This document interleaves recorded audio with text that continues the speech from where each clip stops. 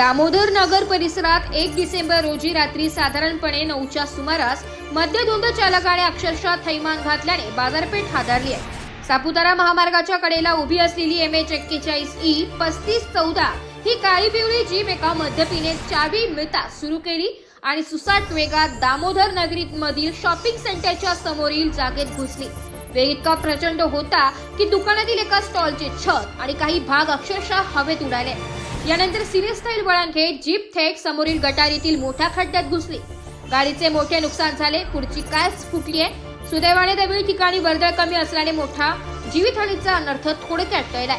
या भागात नेहमीच मद्यपींचा राडा, शिवीगाळ आणि उघड्यावर दारू पिण्याचे प्रकार सुरू असतात. मात्र त्या क्षणी कोणी नसल्याने मोठे नुकसान टळले. जीपचा मालक सनी निकम काही वस्तू घेण्यासाठी गाडी रस्त्याच्या कडेला लावून गेला होता. तेवढ्यात एका मद्यधुंद व्यक्तीने गाडी पळवण्याचा प्रयत्न केला आणि सुसाट वेगात अपघात घडला. धिंगाणा घालणाऱ्या त्या मद्यपीच्या डोक्याला दुखापत झाली असून त्याच्यावर उपचार सुरू आहे. या घटनेची माहिती मिळताच वणी पोलीस तात्काळ घटनास्थळी दाखल झाले. दामोदर नगर परिसरात मागील काही दिवसांपासून असलेला मद्यपींचा उच्छाद, तक्रारींचा भडीमार आणि मद्यविक्री दुकानांच्या नादाने वाढलेल्या गुंडगिरीची पोलिसांनी गंभीर दखल घेतली आहे.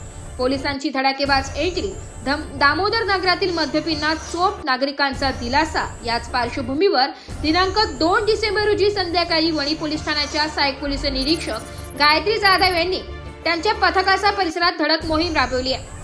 उघड्यावर दारू पिणारे, शिवीगाळ करणारे आणि रस्त्यावर धिंगाणा करणाऱ्यांना पोलिसांनी चोप देत चांगला धडा शिकवलाय. परिसरात आता कुणीचीही हायगाय करणार नाही असा इशारा सहाय्यक पोलीस निरीक्षक जाधव यांनी दिलाय. नागरिकांच्या वाढत्या तक्रारींची पोलिसांनी गांभीर्याने दखल घेतल्याने दामोदर नगरमधील रहिवाशांनी सुटकेचा श्वास सोडलाय. यापूर्वी मद्यपींच्या उच्छादामुळे फुटाणेवाल्याच्या गाड्या उडवण्याची घटना घडली होती. या सततच्या घटनांमुळे नागरिक त्रस्त झाले होते.